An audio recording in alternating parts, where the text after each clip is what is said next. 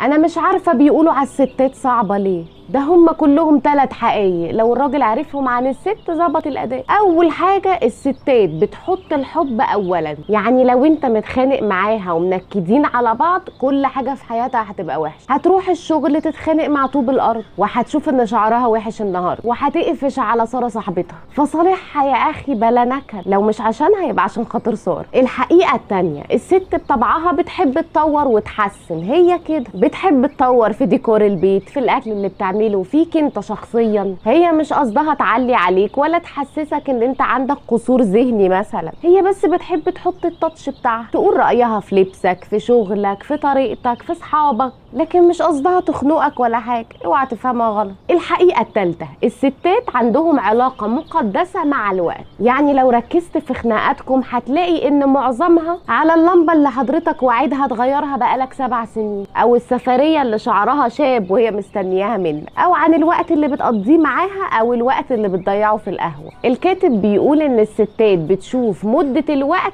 اطول من الراجل، فيا باشا اهتم بيها واحترم مواعيدك واديها وقتها. ها ايه الصعب في كده؟ والله سهلين اهو. الكلام ده من كتاب ما تريد النساء ان يعلمه الرجال.